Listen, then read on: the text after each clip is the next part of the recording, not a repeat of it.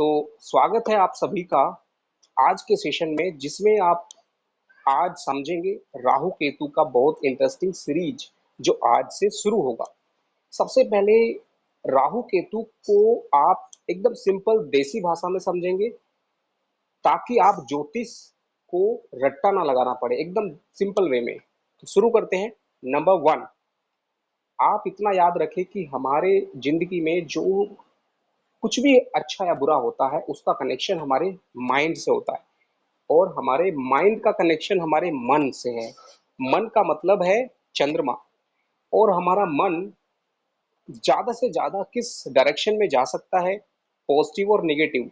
तो हमारा जो आज्ञा चक्र है वो मन का कारक है, और आज्ञा चक्र के ऊपर हमेशा केतु होता है, मतलब आध्यात्म की पराकाष्ठा। हम जीवन में अपने मन को आध्यात्म की दिशा में जब लेके चलते हैं तो वो केतु की तरफ यात्रा शुरू हो जाती है। यानी ऊपर चलना मतलब केतु, और मन के नीचे अगर हम चलते हैं माया की वजह से, या फिर मन की जो नीचे की यात्रा है, आज्ञा चक्र के नीचे की जो यात्रा है, उसका नाम है राहु। कुल मिला के मन रूपी चंद्रमा के दो छोर हैं, दो एंड हैं, या फिर दो डेस्टिनी है, दो दिशाएं हैं। माया की तरफ जा सकते हो मन को लेकर, या फिर आध्यात्म की तरफ। और ये एक चक्र है, साइकिल है। कभी भी हम ऐसा नहीं होता है कि सिर्फ माया में रहते हैं या सिर्फ आध्यात्म में रहते हैं। हमारी जिंदगी में हर पल दोनों का एक कॉम्बिनेशन होता है।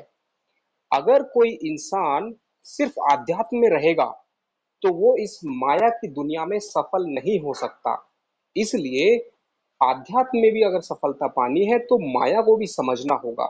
सत्य को अगर जानना है तो असत्य को जानना होगा। केतु को जानना है तो राहु को भी जानना पड़ेगा। कुल मिला के मन के दो रूप हैं, अच्छा बुरा, यानी कि सफलता और असफलता या संघर्ष, सकारात्मक और नकारात्मक। लाइफ के अंदर दोनों चीजों का जो इंसान बैलेंस बनाना जानता है, वही इंसान अपने ग्रहों को सिर्फ मन के माध्यम से कंट्रोल कर सकता है। इस दुनिया में जितने भी रेमेडीज हैं, उपाय हैं, उन सब का केंद्र आपका मन है। मन के दो छोर हैं। अगर आपने मन को अपने वश में किया, इसका सीधा सा मतलब है परिस्थिति के अनुसार अगर आपने अपने मन को जिधर आपको जरूरत थी, दिल और दिमाग, कभी आपको दिल से काम लेना होता है, कभी दिमाग से। दिमाग मतलब है डिजायर, वो राहु का रूप है। और दिल जो है वो आध्यात्म है, वो आपके एक नेचुरल इमोशंस है। तो कुल मिलाकर आपको समझना होगा कि राहु केतु सिंपली उससे डरना नहीं है। राहु केतु से लोग सोचते हैं कि मेरा राहु चल रहा है, बहुत प्रॉब्लम होगा। बेसिकली आप इतना समझ ले ज्योतिष की भाषा में, कुंडली में जहां भी राहु बैठ जाता है उस भाव में, जिस इंसान की कुंडली में जिस भाव में भी राहु बैठता है, वो भाव से जुड़ी हुई डिजायर, उस भाव से जुड़ी हुई हमारी इच्छाएं बढ़ जाती हैं, पैशन बढ़ जाता है। ऐसा क्यों है? क्योंकि उस पर्टिकुलर भाव से जुड़े हुए काम हमने पिछले जन्म में या बचपन में या पहले बहुत ज्यादा किए हुए हैं, बहुत मेहनत से किए हुए हैं। इसका मतलब है कि उस काम को जब आप दोबारा करते हैं तो इजीली आपको उस काम के अंदर सफलता मिल जाती है, और मन करता है, यानी कि आपका चंद्रमा उस दिशा में तेजी से भागता है। इस यात्रा को चंद्रमा से राहु की यात्रा बोलते हैं। इसको बोलते हैं ट्रैवल ऑफ माया। ओके। जो माया है, इल्यूजन, ये जो ब्रह्मांड है, ये सारा इल्यूजन है। इसमें हम जितना भी इसको समझने की कोशिश करते हैं, माया का एक नया चक्र होता है। इसी वजह से माया का दूसरा नाम है माया जाल, मैट्रिक्स ऑफ इल्यूजन। कुल मिला के राहु और केतु को समझने के लिए आप ज्योतिष के माध्यम से आप साइकोलॉजी को भी समझ सकते हैं, जीवन को भी समझ सकते हैं, आप सुख और दुख को समझ सकते हैं, दिल और दिमाग को समझ सकते हैं, आप जीवन की किसी भी टॉपिक को समझ सकते हैं। हर टॉपिक में, हर बात में, हर चीज में दो सिरे होते हैं, दो एंड होते हैं। एक एंड जो है वो हमेशा माया का रूप है, एक सत्य का रूप है। माया मतलब राहु, सत्य मतलब केतु। एक दिमाग है यानी राहु, दिल है यानी कि केतु, एक स्त्री स्वरूप है यानी कि केतु, एक पुरुष स्वरूप है यानी कि राहु, एक माइंड ओरिएंटेड है यानी कि राहु, एक हार्ट ओरिएंटेड है यानी कि केतु, एक जो है वो डिजायर के हिसाब से काम करता है यानी कि एम है, पर्पस है, एम्बिशन है, टारगेट है, वो राहु है। जो वर्तमान में विश्वास रखता है कि आज प्रकृति यानी कि जिसके लिए भविष्य में कोई बड़ा इरादा ना हो, वो केतु है। अब बात करते हैं ज्योतिष की भाषा में। अगला सवाल आता है कि जब भी कुंडली में केतु एक्टिव हो जाता है तो क्या क्या हो जाता है, या फिर जब राहु होता है पर्टिकुलर हाउस से गुजरता है तो वो क्या करता है। एक होता है जन्म का राहु, एक होता है गोचर का राहु। जन्म का राहु जहां भी बैठेगा आपको पैशन देगा, आपको उस भाव से जुड़ी हुई एक बहुत ज्यादा क्रेज देगा, इंटरेस्ट देगा, या फिर आपकी वाणी जो है उस भाव से प्रभावित होगी। आप जो भी लाइफ में करेंगे उसका कनेक्शन उस भाव से पक्का जुड़ेगा आपको। राहु अगर बहुत अच्छा है आपका तो हमेशा वो इंसान को इतना तेज, स्मार्ट, चालाक, एक्टिव, एनर्जेटिक बनाएगा कि ऑटोमेटिकली आप चीजों के हायर डोमेन को समझ पाएंगे, होलिस्टिक डोमेन को समझ पाएंगे, out of box thought process देता है राहु। ओके। राहु का मतलब होता है कि आपको हमेशा एक ऐसे लेवल पे ले जाता है जहां पर वो आपको बहुत ज्यादा चीजों को समझने के लिए वैरायटीज दे देता है। ये राहु का रूप है। अब जब गोचर में राहु आएगा, किसी भी भाव में जब गोचर में राहु गुजरता है तो आदमी का जो फोकस है, इंसान का जो इंटरेस्ट है उस भाव से स्विच हो जाता है। जैसे आपकी कुंडली में अगर राहु सप्तम भाव से गुजर रहा है तो अचानक से आपका इंटरेस्ट बढ़ेगा पब्लिक लाइफ में। सातवां भाव क्या है, लोगों से जुड़ने का है, पब्लिक लाइफ का है। सातवें भाव में अगर राहु गोचर करेगा तो आपको अचानक से इंटरेस्ट आएगा लोगों से जुड़ने के लिए। अब जुड़ने का काम तो राहु कर रहा है, लेकिन किस वजह से जुड़ेगा ये बताएगा आपके बाकी के ग्रहों का गोचर। अगर शुक्र मजबूत चल रहा है तो म्यूजिक में इंटरेस्ट देगा। अगर सूर्य मजबूत चल रहा है तो उस पर्टिकुलर गोचर राहु की वजह से आपको मोटिवेशन वाले फील्ड में जाने का इंटरेस्ट आएगा, लीडरशिप में आएगा। चंद्रमा की वजह से आप पोएम लिखना चाहेंगे। अगर मंगल स्ट्रॉन्ग चल रहा है उस पर्टिकुलर टाइम पे और आपका जन्म का भी अच्छा है, कुल मिला के राहु का काम सिर्फ आपको पैशन देना है, लोगों से जुड़ने का। अब उसका कारण कौन देगा वो बाकी के गोचर से पता चलेगा। तो ये एक मैंने सिंपल वे में बताया है, इसको हम डिटेल में सीरीज से बात करेंगे। आज का जो सेशन है वो एक rough analysis, rough idea, planning का है कि आगे हमारा क्या दिशा रहेगा इस सीरीज का। तो मैं चाहता हूं कि राहु और केतु को आप रट्टा ना लगाएं, एकदम देसी भाषा में समझे कि राहु क्या है। लोग डरते हैं कि राहु चल रहा है तो उसको गोमेद पहन लिया है, राहु चल रहा है तो आपने कोई पूजा करा दिया है, या फिर सर्प देवता की पूजा हो गई है। देखिए, राहु को आप इतना समझ ले कि जब राहु आपको बीमारी देगा तो क्या होगा, आपको कुछ ऐसे कारण से बीमारी होगी कि डॉक्टर टेस्ट करेगा और टेस्ट में सब नॉर्मल आएगा। यानी कि राहु का काम है अननोन।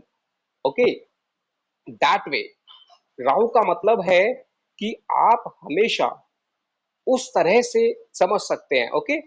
और स्वागत है वंस अगेन आप सभी का। और मुझे अच्छा लगेगा कि आप लोग रेगुलरली जुड़े, Facebook and zoom and YouTube पे एक साथ क्लासेस होंगी, और एक राहु केतु को सिंपली देसी भाषा में आपको सीखने को मिलेगा इस सीरीज में।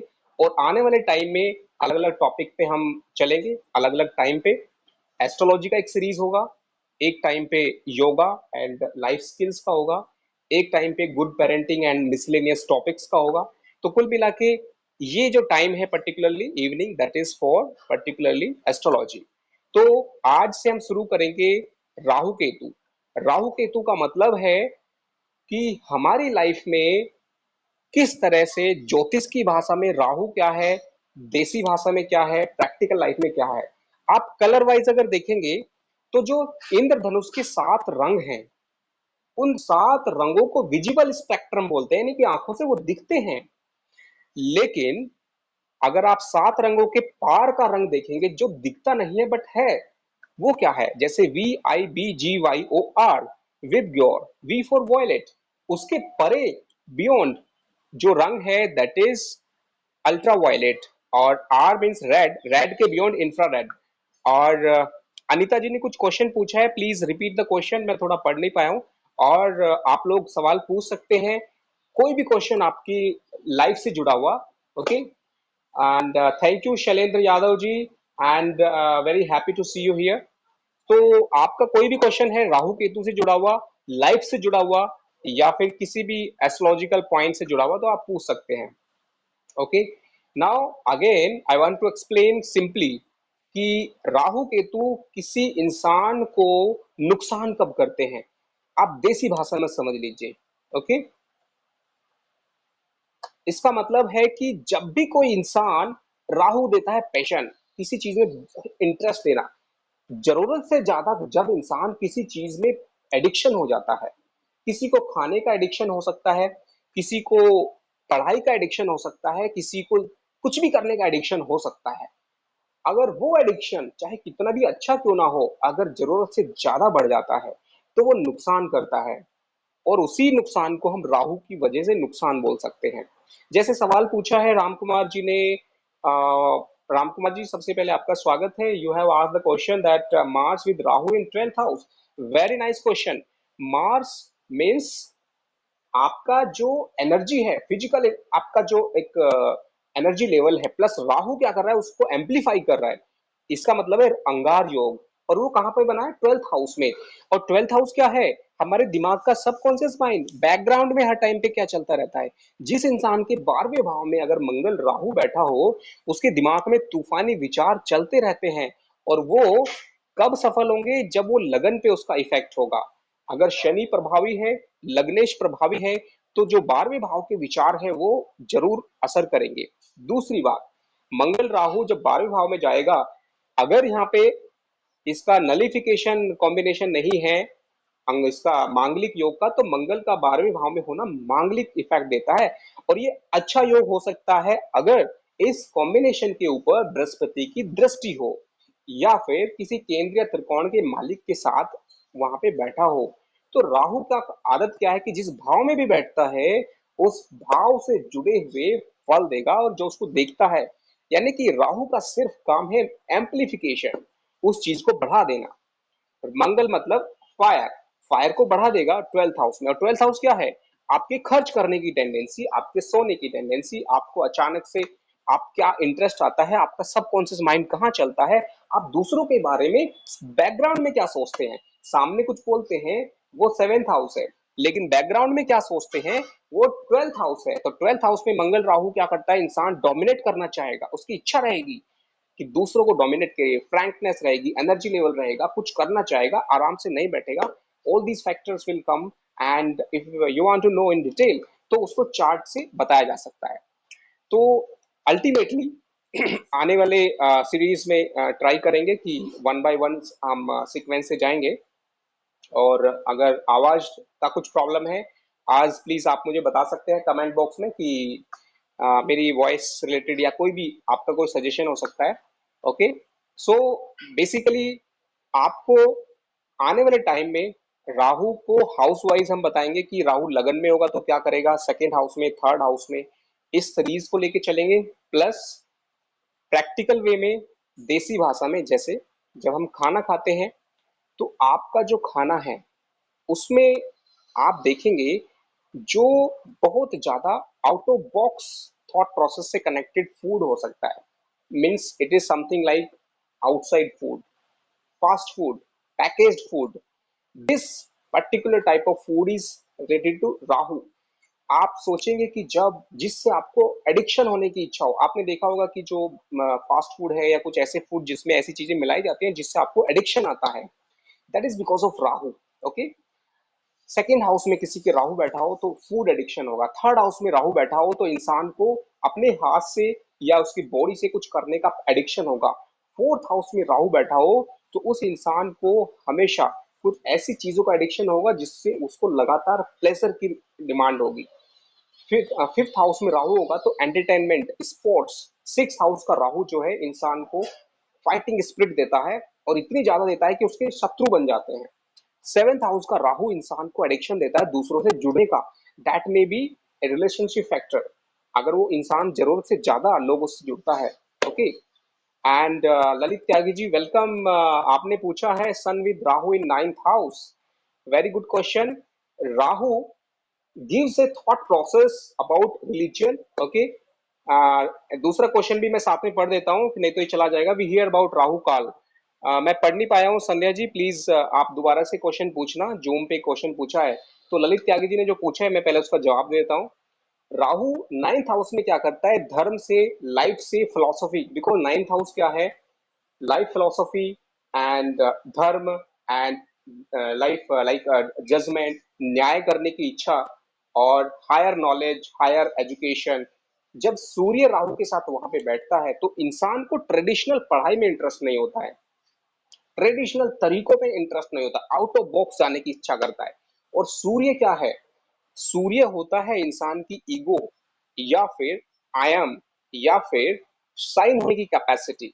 और जब राहु वहां पे जुड़ता है तो इंसान को, अगर ये पॉजिटिव है यानी कि सूर्य अपने घर में है या फिर सूर्य पे अच्छी दृष्टि है, तो क्या होगा कि वो जो क्वालिटी है सूर्य की उसको एम्पलीफाई कर देगा ये राहु। ओके। दूसरी तरफ अगर निगेटिव है ये राहु सूर्य के साथ तो आपके जो आई एम वाली है यानी कि थॉट प्रोसेस को डाउन कर सकता है।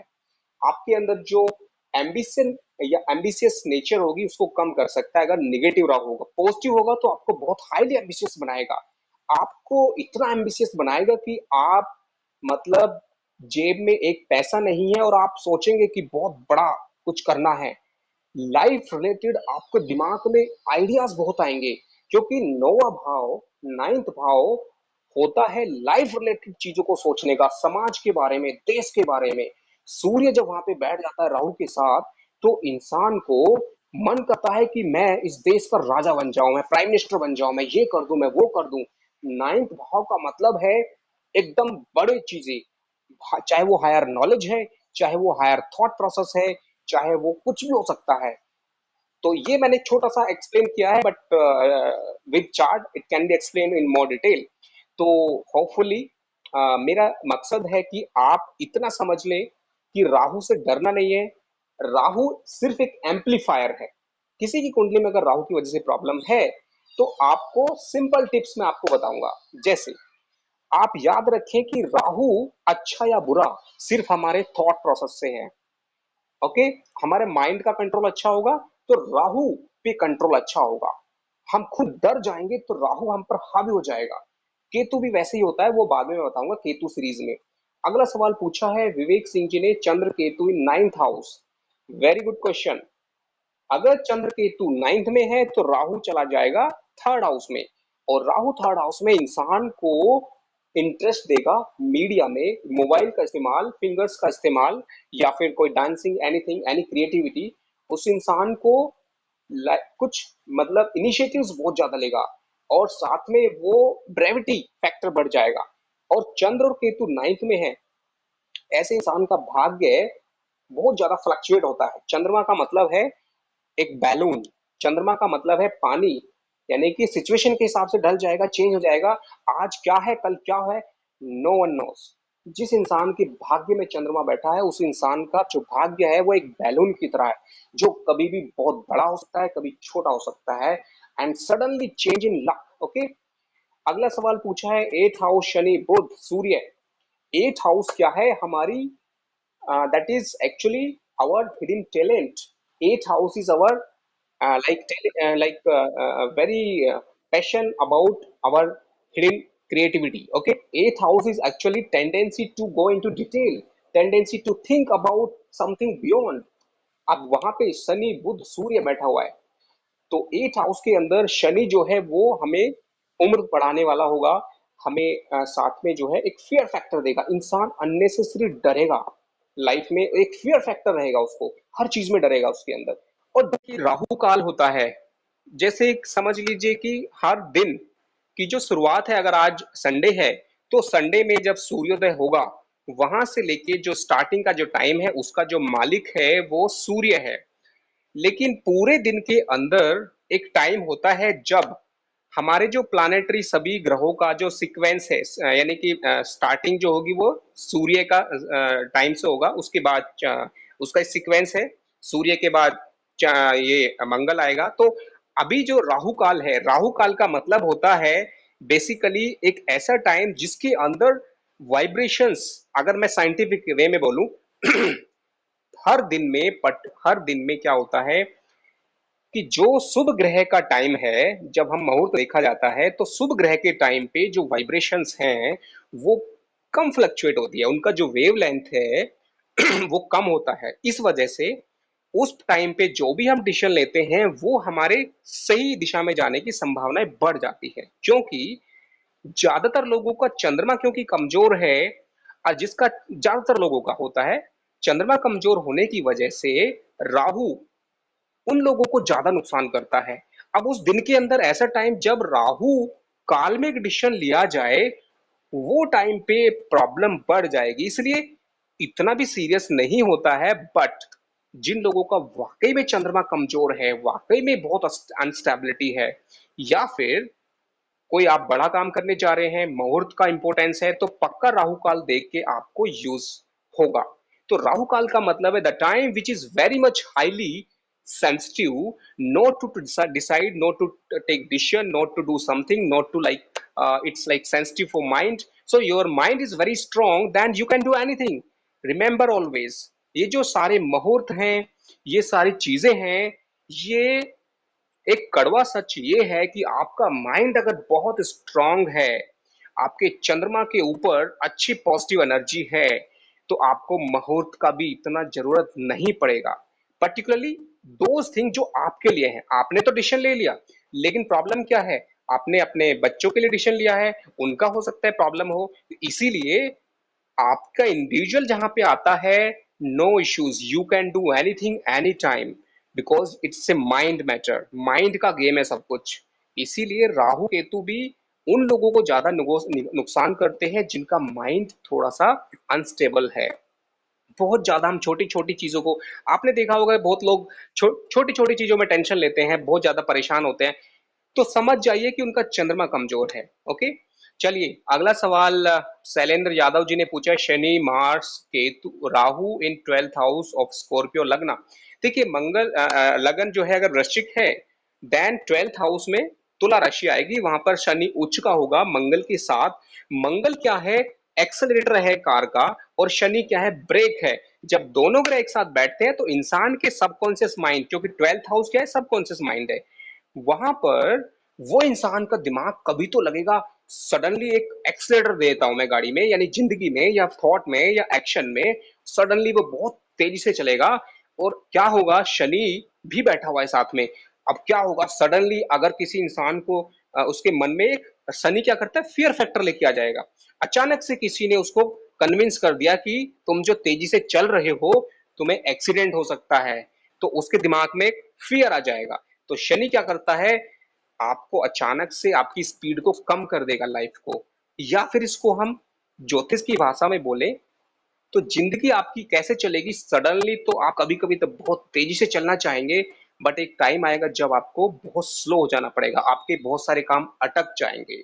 और ऐसा नहीं है कि ये सिर्फ दिमाग से सब कुछ होता है, आपकी सिचुएशन ऐसी बन जाएगी, आपके सर्कस सरकमस्टेंसेस ऐसे बन जाएंगे, आपके समझ सकते हैं कि जो एक एनर्जी है जो आपको लाइफ में मिल रही है वो आपको ब्लॉकेज देगी। ओके, तो चलिए शैलेंद्र यादव जी ने जो पूछा है, Shani Mangal Rahu, it is something a contradiction energy. Shani का मतलब ब्रेक, मंगल का मतलब स्पीड, और राहु क्या करता है, सडनली आपके कभी मंगल को बढ़ा देगा तो बहुत तेजी से आप चलोगे, और कभी शनि को स्लो कर देगा।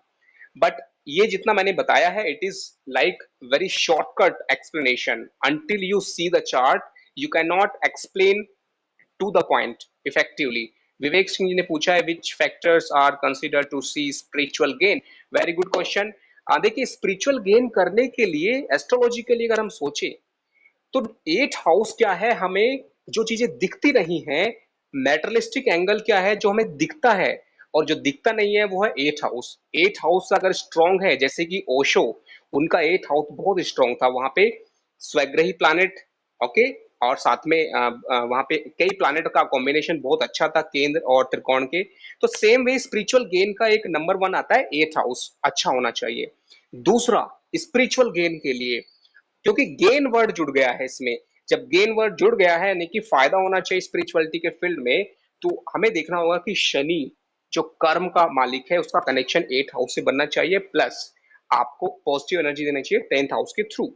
नेक्स्ट पॉइंट है, लाइफ का जो केंद्र है वो लगन है, जो हर चीज में आपको प्रभावित करता है, first house and Lagnesh, that is the pivot energy, वो अच्छा होना चाहिए। ओके, और अगर हम इसको एकदम प्रैक्टिकल वे में बात करें, एस्ट्रोलॉजी को साइड में करके, स्पिरिचुअल गेन आता है रिसर्च, एक्सपीरियंस एंड पेशेंस। जिन लोगों के पास पेशेंस नहीं है, वो चाहते हैं कि मुझे जल्दी से ये करना है, मुझे स्पिरिचुअलिटी पाना है। Spirituality is not a topic to go fast in life, it is something patience and thought process like imagination. Spiritual वही लोग ज्यादा सक्सेस होते हैं जिनका इमेजिनेशन पावरफुल होता है। बहुत लोग ऐसे होते हैं जो खोए रहते हैं थॉट प्रोसेस में, उनकी स्पिरिचुअलिटी के सक्सेस रेट बहुत हाई होते हैं। जो लोग चीजों को भूल जाते हैं, माफ कर देते हैं, उनके स्पिरिचुअलिटी में जाने की संभावनाएं बढ़ जाती हैं। जो लोग बुक्स बहुत ज्यादा पढ़ते हैं, जो लोग समझिए कि चीजों में क्यूरियोसिटी यानी कि मर्क्यूरी, तो ज्ञान मार्गी इंसान बन जाता है आध्यात्म के क्षेत्र में। सिर्फ अगर बृहस्पति मजबूत है चंद्रमा के साथ, तो वो भक्ति मार्गी होगा। और ये मेरे कहने का मतलब है कि जो आध्यात्म है, स्पिरिचुअलिटी है, वो बहुत सारे डायरेक्शंस हैं। एक ज्ञान मार्गी होना, एक भक्ति मार्गी होना, एक कर्म। जो इंसान मंगल प्रधान है, वो कर्म के माध्यम से आध्यात्मिक बन सकता है। कैसे? मतलब वो इतना समझिए कि फोकस्ड होगा रिजल्ट के ऊपर, कि समाज के लिए, देश के लिए आध्यात्म का सहारा ले सकता है। ऐसे लोग बहुत हैं जिन्होंने आध्यात्म को देश और समाज से जोड़ा है। ओके, तो कुल मिला के ये बहुत ही इंटरेस्टिंग क्वेश्चन था। अगला क्वेश्चन पूछा है Deva S M, if six house exalted Saturn cast aspect on eighth house, okay, got 30 bindas, then I Lagna has 48 aspect. See, this is very not good to quickly reply because of very short input. Still, I will reply here. छठे भाव में, six house में जब भी शनि होगा, ये बताता है हमारी लाइफ की छोटी प्रॉब्लम्स को, और आठवां भाव है बड़ी प्रॉब्लम को। शनि जब छठे भाव में बैठता है, तो क्या करता है कि it is giving you a good experience how to handle small problem of the life. And when Saturn will go in eighth house, it's a big transformation, because you are saying that exalted Saturn in the sixth house. It means that you have a good tendency to fight with the small problems of the life. And according, eighth house had got 30 bindus, and okay, Lagna has got 48 bindus. Basically, my experience says that whenever there are very good point of eighth house, it indicate that your life success, your life transformation, your life big changes are connected with eighth house. So if there are very high level of points, got high point in eighth house, or Lagna has high point, see, Lagna point are always indicating that you yourself are personally aware, you yourself are personally involved, you yourself are personally responsible. अगर ninth house है, your गुरु और somebody else is giving energy. If third house, your brother, sister, your brevity, or like that. So Lagna is something, whenever it is giving you high level of points in Ashtak Varga or Sarvashtak Varga, that time it means that this Lagna will support you for whatever reason, for whatever other transit is going on. Okay, चलिए, basically simple way में बताना चाहूंगा कि